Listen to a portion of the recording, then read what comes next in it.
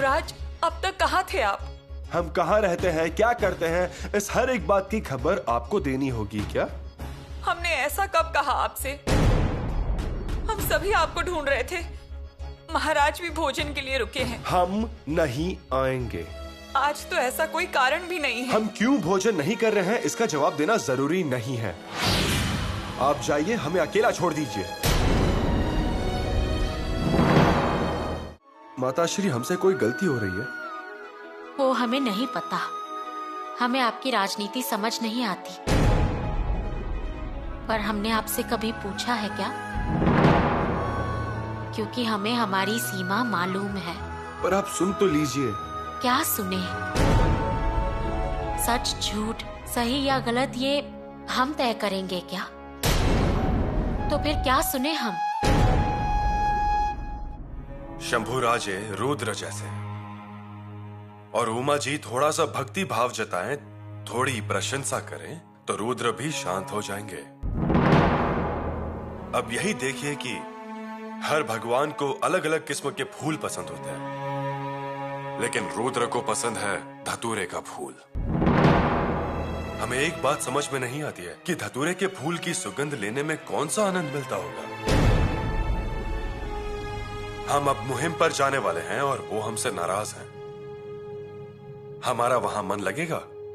सच कहे तो उनका भी कहीं मन नहीं लगेगा।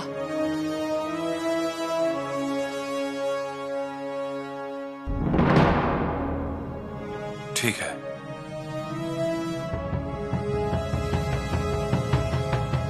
कब रवाना होने वाले? सूर्योदय के समय रवाना होने वाले हैं। तो हम खुद आपके महल आएंगे उनसे मिलने के लिए। हमने अभी पुतला रानी से कहा कि हम उनके लिए रुकेंगे, उनका इंतजार करेंगे, लेकिन अब उनके आने का इंतजार नहीं करेंगे, आपके महल आएंगे। सूर्योदय के समय हमारा संदेश आएगा। पिताश्री। बहुरानी, कल की सुबह हमारे लिए, शंभुराजे के लिए और हमारे स्वराज्य के लिए बहुत अलग रूप में होगी। हमारे मन का अंधेरा दूर करने वाली सुबह। अगर ऐसा हो जाए तो बहुत अच्छा होगा। हमारा एक संदेशा दीजिए उन्हें। कहिएगा कि तिजोरियों की चाबियां वापस कर दी, कोई दिक्कत नहीं, लेकिन हमारे दिल की चाबी जो सिर्फ उनके पास है, उसे संभाल कर रखिएगा। पिताश्री। कल या फिर भविष्य में कभी भी छत्रपति पिता के दिल में छुपाए हुआ एक हिस्सा है, भावनाओं का। वो खोल कर देख सकेंगे।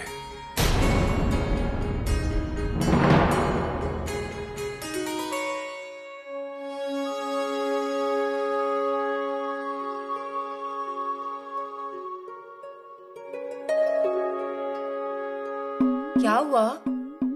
हमें नहीं लगता हमें नींद आएगी। हम अभी दादा साहब के महल जाकर आते हैं। बाल राजा, अभी वो सो गए होंगे। हम आवाज दे और दादा साहब सुने ना, ऐसा हो ही नहीं सकता। अब देखिए, बहुत रात हो चुकी है, उन्हें सोने दीजिए। आप सुबह मिल लीजिएगा। नहीं, सुबह नहीं। दादा साहब हमसे मिले बिना चले जाएंगे और फिर हम नहीं मिल पाएंगे। आप जिद मत कीजिए बाल राजा। अरे बाल राजा, बाल राजा, बेवजह जिद मत कीजिए। वे थक गए होंगे, सोने दीजिए उन्हें। माताश्री, सिर्फ आज की रात, फिर दादा साहब हमसे मिलेंगे नहीं। हम छोटे हैं, हमें सुबह कोई नहीं जगाएगा, सिर्फ एक बार। उसके बाद हम आपसे कोई जिद नहीं करेंगे। सिर्फ आज हमें दादा साहब के पास सोने दीजिए ना। ठीक है, जाइए। लेकिन ये जो आप हमेशा भैया भैया करते रहते हैं, तो उनकी तरह समझदारी क्यों नहीं दिखाते आप? माताश्री, हम जिद सिर्फ दादा साहब के लिए ही करते हैं और उनसे ज्यादा हम किसी से प्रेम नहीं करते।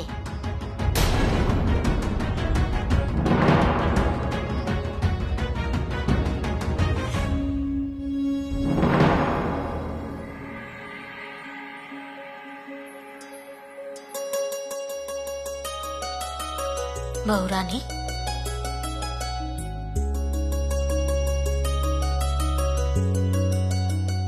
सदा सुहागन रहें और हमारे बेटे का भी ध्यान रखें। वे तूफान की तरह हैं, संभाल लीजिएगा। माताश्री, आप बिल्कुल चिंता मत कीजिए। बहुरानी, आप मायके जा रही हैं। मायके जाने से औरत खुश हो जाती है, परंतु एक बात का ध्यान रखिए, आप अकेले मायके नहीं जा रही, आपके साथ शंभू राजा भी हैं,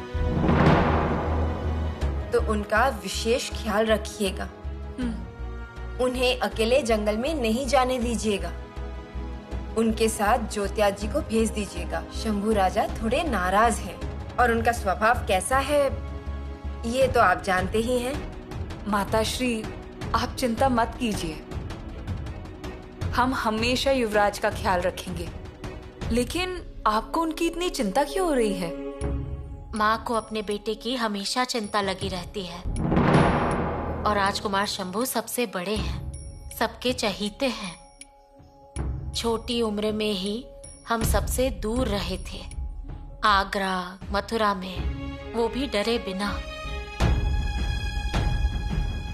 पर उस वक्त महाराज का ध्यान था उन पर, रानी माँ भी थी, रक्षण के लिए पूरी फौज थी उनके साथ। पर अब वैसा नहीं है। लेकिन अभी तो वो स्वराज में ही रहने वाले हैं ना, हमारे मायके में, श्रृंगारपुर में। माताश्री, वहां भी सब वफादार लोग हैं। हमारे पिताजी हैं, माताजी हैं, हमारे भाई हैं। वहां युवराज को कभी किसी बात की कमी महसूस नहीं होगी। आखिर वे श्रृंगारपुर के जमाई हैं। वहां उनकी बहुत अच्छे से खातिरदारी होगी, आप देखिएगा। फिर भी आप उनका जरा ख्याल रखिएगा। जी माताश्री। और अपना भी ख्याल रखिएगा। हाँ, और समय समय पर हमें संदेशा भेजते रहिएगा। जी माताश्री। हमेशा मुस्कुराते रहिए। आप मुस्कुराएंगी तो हमारे राजकुमार भी मुस्कुराएंगे। आप उनका साथ देंगी तो वो डगमगाएंगे नहीं, और उनके साथ चलेंगी तो वे पीछे मुड़कर भी नहीं देखेंगे।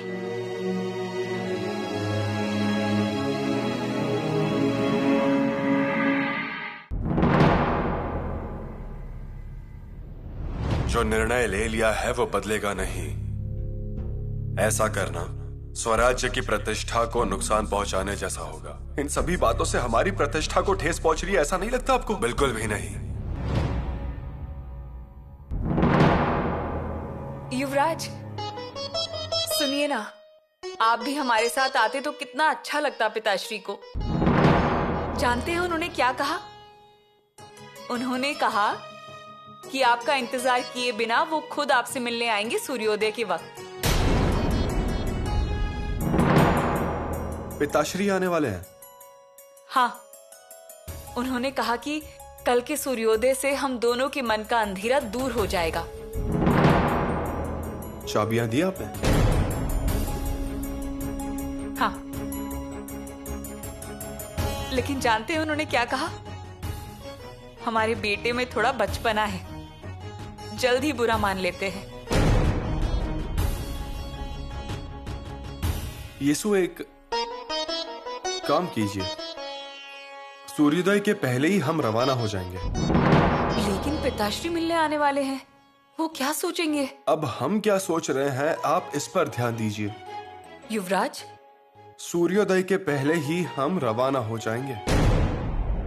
लेकिन पिताश्री मिलने आने वाले हैं, और अगर हम दोनों उनसे मिले बिना ही चले गए तो? जाना पड़ेगा, हमें जाना ही पड़ेगा।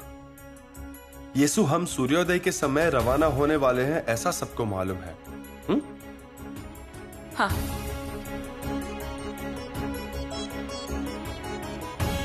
तो सूर्योदय होते ही पुतला रानी जी हमारे महल आएंगी। वो कुछ बोलेंगी नहीं, बोलेंगी तो सिर्फ उनकी व्याकुलता। उनके आंसू हमें बता देंगे कि शंभू राजा मत जाइए। और हम यहां से नहीं जा पाएंगे। उसके बाद फिर सोयरा माताश्री आएंगी, शंभू राजा ऐसे हमें पुकार सुनाई देंगी और फिर अपने आंसू नहीं रोक पाएंगे हम। और फिर रानू दीदी आएंगी, हम पर जान निछावर करने वाली हमारी बहन मुंह बंद करके भी लाखों प्रश्न पूछेंगी। क्या और किस तरह से उनके प्रश्न के जवाब देंगे हम? युवराज, और फिर बाल राजे आएंगे, आते ही हमारी बाहों में समा जाएंगे। भैया जी हमें छोड़कर मत जाइए कहकर हमें गले लगा लेंगे। उनके नाजुक हाथों से हमें अपने पास कैद कर लेंगे। कैसे हम दूर कर सकेंगे उन्हें हमारे हाथों से? और पिताश्री, उनका लाडला शंभू उनके सामने ही चला जा रहा है। ये सब देख के उन्हें बहुत बुरा लगेगा, उनका मन दुखेगा और इन बातों को दिल में रखकर वो मुहिम पर जाएंगे। ये हमें मंजूर नहीं। भावनाओं को बीच में नहीं आने दीजिए, हम उसमें उलझना नहीं चाहते हैं। इसीलिए सूर्योदय के पहले ही हम निकल जाएंगे। युवराज, लेकिन यीशु, जिस रायगढ़ पर हम गुलाल उड़ा के जीत की जश्न में आए थे, जहां हमारी आरती हुई, हमारा बड़ा स्वागत हुआ, हम पर सुवर्ण मोहरे की बौछार हुई, वही रायगढ़ छोड़ते वक्त अरे रे ऐसे कैसे? ऐसी कोई सहानुभूति जताए तो हम वो सहन नहीं कर पाएंगे। सिर्फ लोग ही नहीं, लेकिन गर्दन ऊंची करके खड़े रहने वाले रायगढ़ के मीनार भी हमारी तरफ गर्दन झुका के देख रहे हैं। जैसे कभी नीचे उतरने की आदत नहीं, वो भगवा ध्वज भी हमें किले से जाते देखेगा। हम ऐसी कल्पना भी नहीं कर सकते हैं। इसीलिए सूर्योदय के पहले ही तैयारियां कीजिए। फिर वापस हम इस महल में कब आएंगे क्या पता।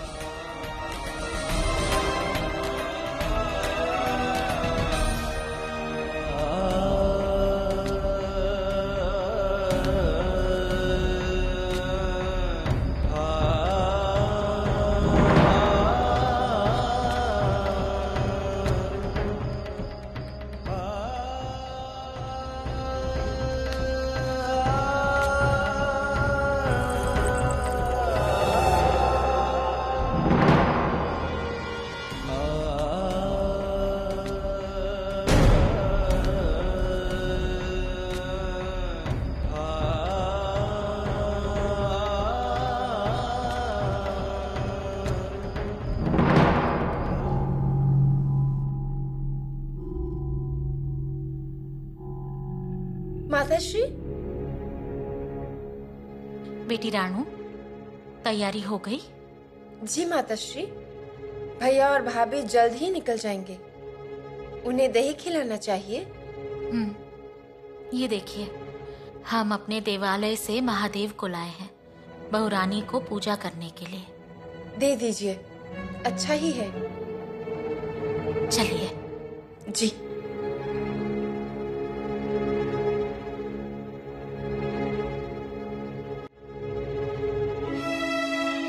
बाल राजा,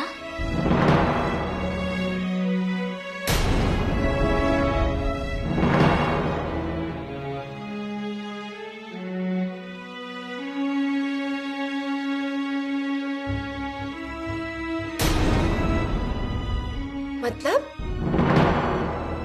किले से जा चुके हैं और हमारे हाथ से दही भी नहीं खाया।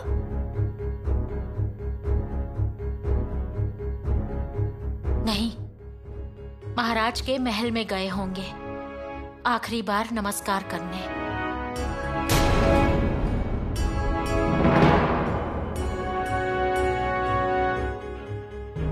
महाराज, राजकुमार शंभू बहुरानी के महल में नहीं है।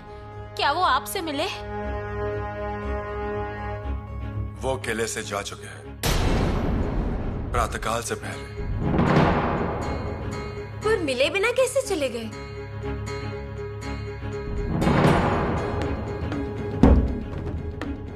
माताश्री,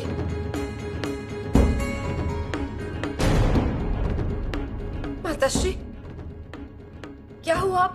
आप बैठ जाइए ना। कुछ नहीं हुआ है हमें। मत पकड़िए हमें, छोड़िए। ऐसा व्यवहार क्यों कर रहे हैं भाई? जिसे जैसा करना है वैसा करने दीजिए। आपको गुस्सा आया ना? गुस्सा ना करे तो और क्या करें, आप ही बताइए। इतनी बार हमने शंभू को समझाया है, पर आखिर में उन्होंने खुद की ही ठान ली ना। उनके मन में जो था वही किया।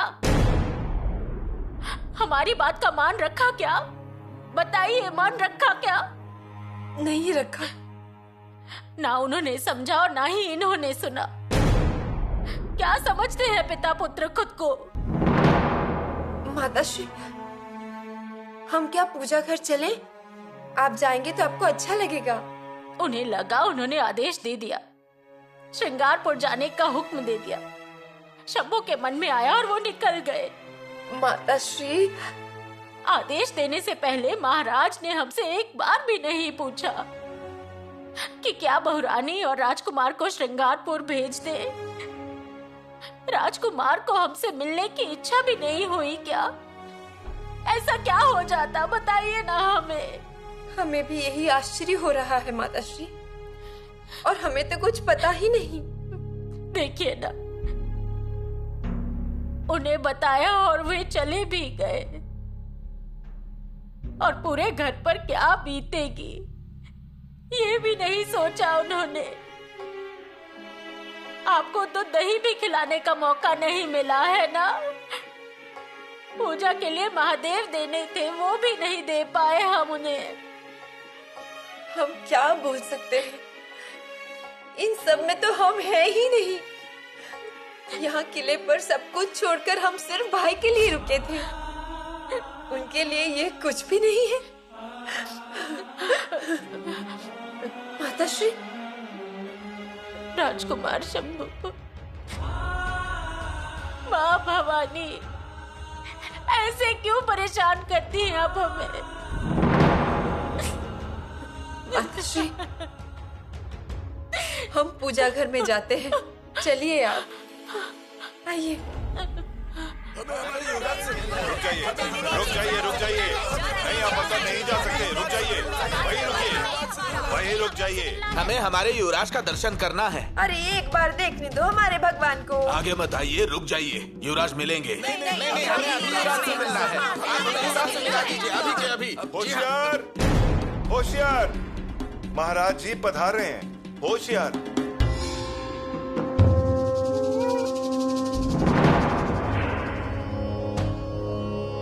हमें मालूम है कि आप सभी यहाँ शंभू राजे के स्नेह के प्रति आए हैं।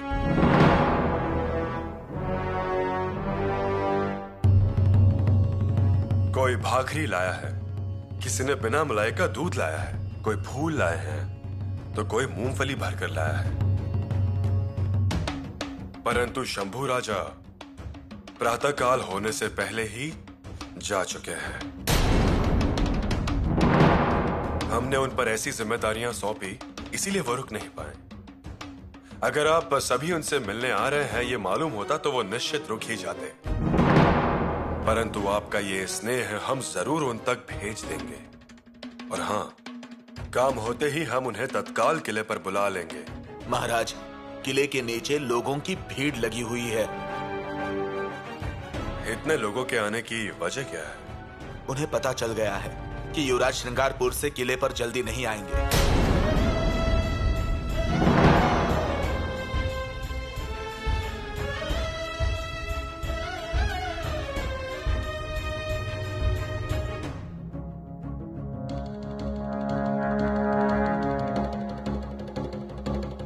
रुक जाइए। रुक जाओ। मालकी यहीं रोक दीजिए। रुक जाइए। ज्योत्या जी,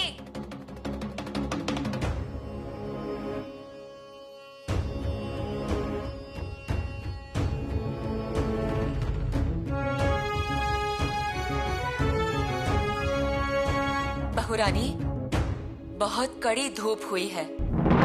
अभी बहुत लंबा रास्ता जाना बाकी है।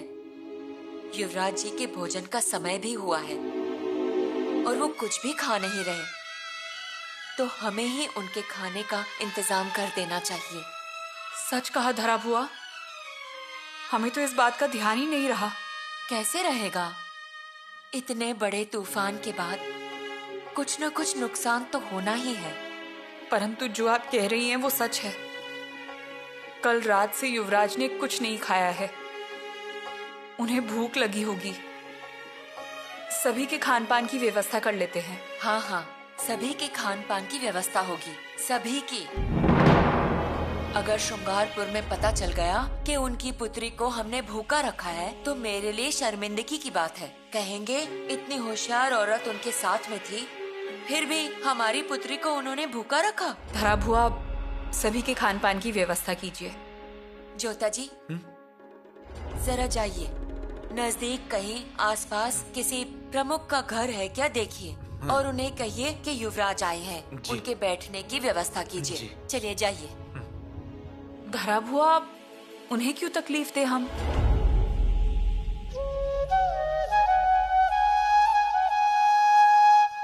अरे युवराज है वो, उन्हें क्या हम धूप में और ऐसे खुले में भोजन करने के लिए कहेंगे? युवराज किले पर। अब हम सिर्फ जन्म से ही युवराज हैं, अधिकारों से नहीं। धराऊ, आप इतनी तकलीफ मत उठाइए।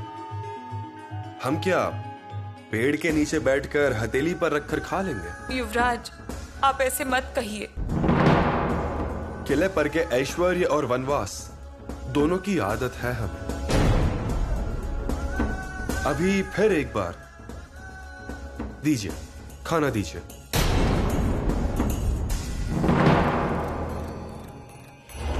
ये हमें बिल्कुल सही नहीं लगा महाराज। किसके बारे में आप कह रहे हैं हम्बीर राव? युवराज जी इतनी जल्दी में क्यों निकल गए? लोगों को समझ में आने वाला है क्या? समझने दीजिए। परंतु अच्छा लग रहा है क्या ये? वो प्रातः काल होते ही निकल गए। इतनी कौन सी जल्दी थी उन्हें? उन्होंने ऐसा बर्ताव किया ही क्यों? वो बात हमें भी मालूम नहीं।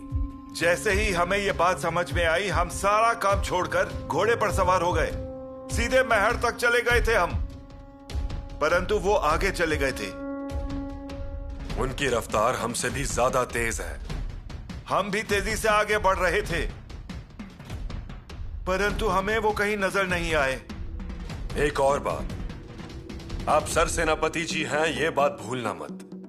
जी हाँ, परंतु जो महाड़ तक गए थे वो उनके मामा जी थे।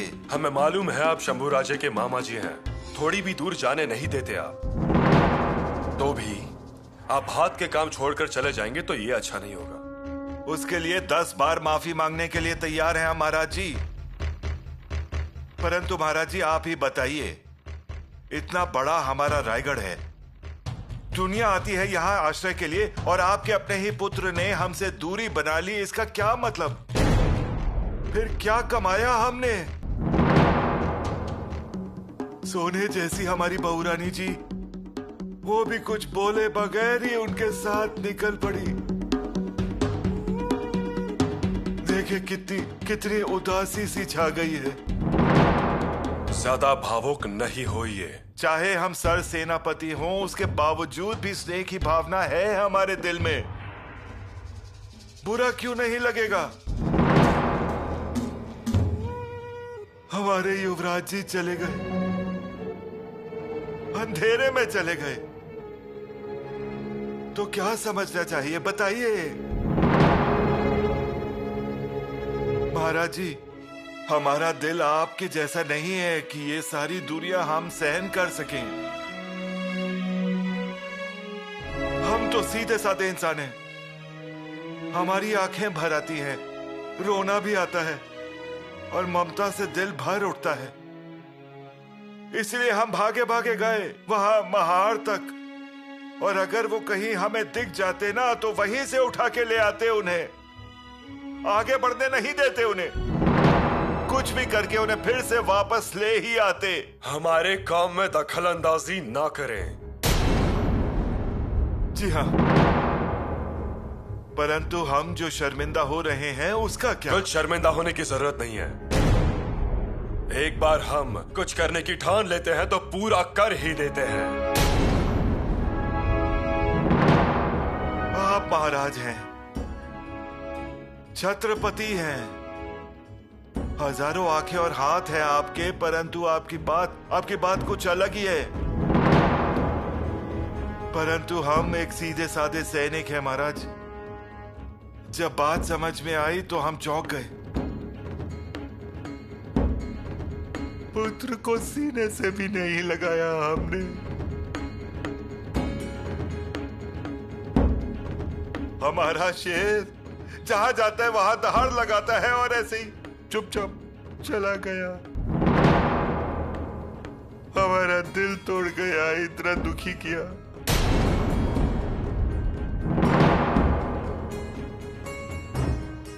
आज्ञा दीजिए महाराज जी।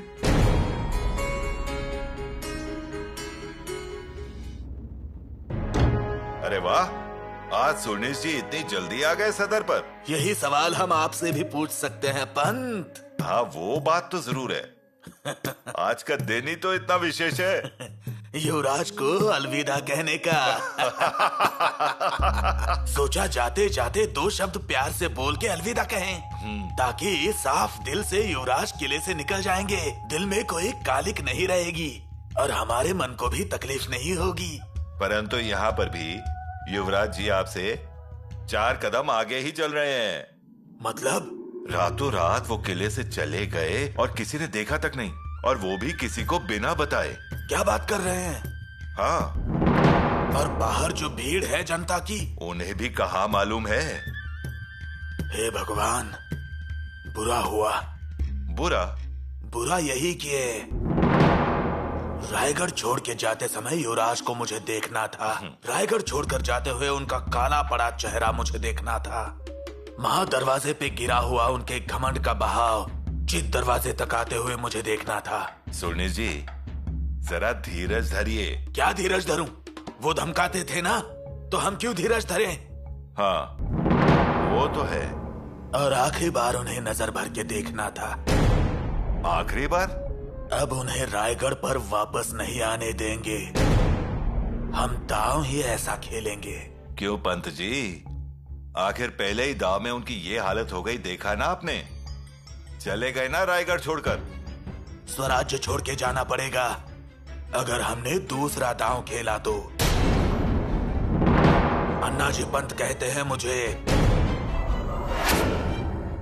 हमारे पुत्र हमसे मिले बिना चले गए, बहुरानी भी मिले बिना चली गई।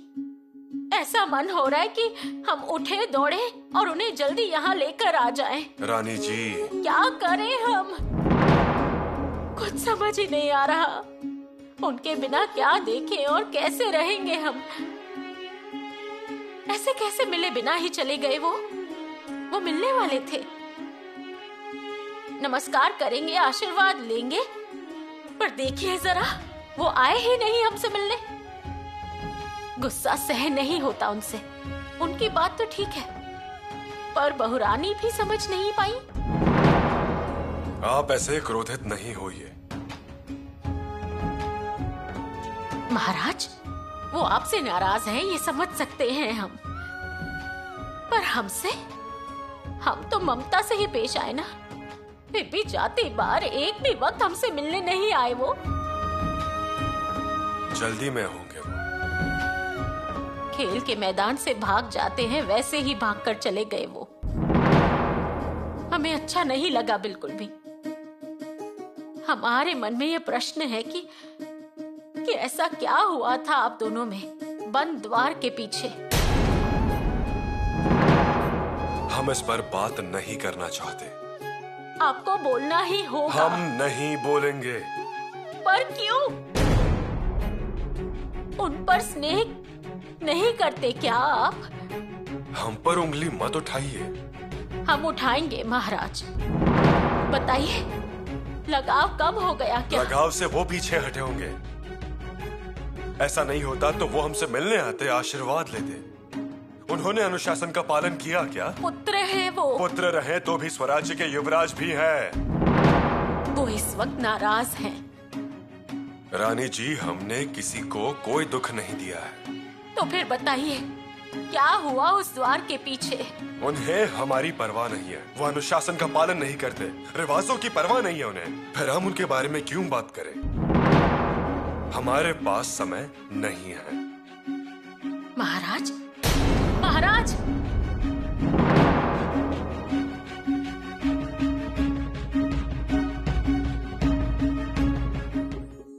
अरे जल्दी जल्दी करो, हाथ चलाओ फटाफट। तुम अंदर जाके तोरण लगाओ। सब तैयारी हो गई क्या? थोड़ा जल्दी कीजिए, दामाद जी कभी भी आ जाएंगे। हाँ हाँ, तैयारी चल रही है। हाँ। अरे जरा देखिए, पूरा घर जैसे झिलमिला उठा है ना? वाह। लेकिन मुझे थोड़ा डर लग रहा है। अब डर क्यों लग रहा है? वैसा कुछ नहीं, पर यीशु और दामाद जी जब आएंगे उन्हें कोई परेशानी नहीं हो बस। कोई परेशानी नहीं होगी और हम संभाल लेंगे ना। हा? वो तो है ही, लेकिन बेटी भले ही हमारी हो पर वो सम्मान में बड़ी है और स्वराज्य की अमानत है। हाँ। तो यहाँ पर कोई परेशानी नहीं होनी चाहिए उन्हें। कैसी परेशानी? और परेशान करेगा कौन? वो भी ये गणोजी राजे यहाँ होते हुए। आइए गणोजी राजे, आइए। आपके और हमारे भरोसे पर ही तो युवराज को इस सिंगापुर में महाराज ने भेजा है। ये तो अच्छी बात है ना। महाराज ने दिखाया हुआ विश्वास सार्थक करेंगे हम। युवराज पर होने वाला पहला वार हमारी छाती पर झेलेंगे हम। फिर देखेंगे आगे, वो भी वार करने वाला अगर जिंदा बचा तो।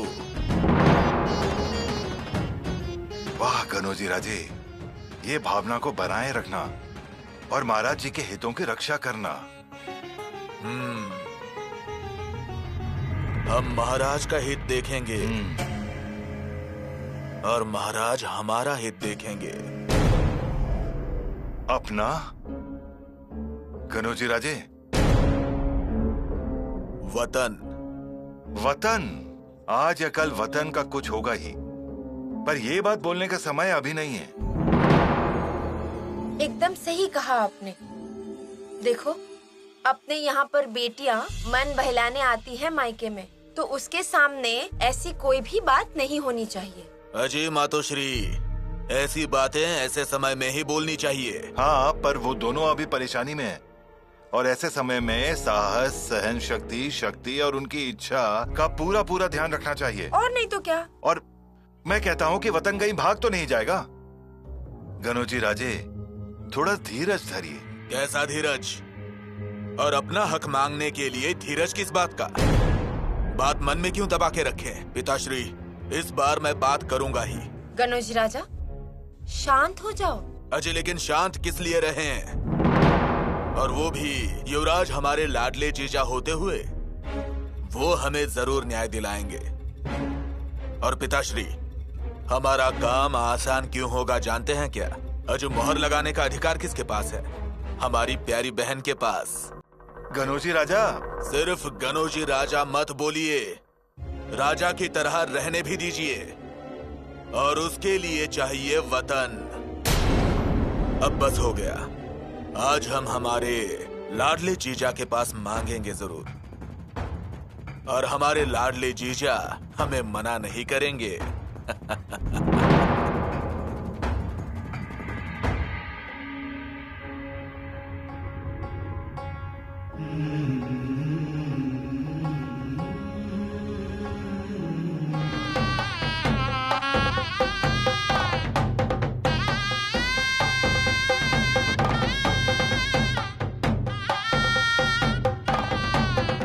बहुरानी, अरे ओ बहुरानी जी। माता श्री, हो गई क्या सब तैयारियाँ? हाँ, सब तैयारियाँ हो चुकी है। संदेश पे संदेश आ रहे हैं। कहाँ तक पहुँचे हैं वे लोग? अरे वो तो आ ही गए हैं। सुना है श्रृंगारपुर की सीमा पर आ गए हैं। ऐसा लग रहा है कब उन लोगों से मिलूं। सच में जब कोई अपना घर पे आता है तो घर की औरतों से खुशी नहीं संभलती। और उस पर से युवराज। माताश्री, हमने अपने हाथों से हमारी ननंद के लिए फूलों की माला बनाई है। अरे ये सब कब किया तुमने? आधी रात तक बैठी थी ना मैं। देखिए कितनी सुगंध फैली है। उन्हें बेहद पसंद है ये फूल। अरे हमने भी रसोई घर में पूरी तैयारी कर रखी है। अच्छा? हमने उनके लिए मोदक बनाए हैं। वाह। और जमाई राजा के लिए शिवैया और दूध। हाँ, दूध, लेकिन मलाई वाला नहीं। मुझे मालूम है। यासु रानी की माँ। ठीक है, मैं निकलता हूँ। जमाई राजा आ चुके हैं। मैं जाकर देखता हूँ। ठीक है। हाँ? पिताश्री पर वो वहाँ गए हैं। हाँ, मेरा मतलब है कि हमारे गनोजी राजा स्वतंत्र मन के है ना, तब वो उनसे जीजा जी की तरह ही बात करेंगे। हाँ पिताश्री, वे उन्हें शुरू से ही जीजा जी बोलते हैं और वैसे ही बर्ताव करते हैं। जीजा जी के रूप में बोलने में कोई आपत्ति नहीं, पर वो युवराज जी हैं। उन्हें भी ये बात समझनी चाहिए जैसे हमारे गनोजी राजे बात करते हैं। लेकिन उनके मन में दूसरों की तरह कपट नहीं है। हर कोई उनकी बात को समझ जाएगा, ऐसा तो नहीं है ना? हाँ, तो अब मैं चलता हूँ। अरे चलो जल्दी काम पूरा करते हैं। चलो चलिए चलिए। भैया युवराज कभी भी आते होंगे, हाथ बढ़ाओ, चलो जल्दी करो। ये सब देख के युवराज खुश होने चाहिए। जरूर कहेंगे, वाह कलश, हमारे स्वागत की क्या भव्य तैयारियां की है। बढ़िया।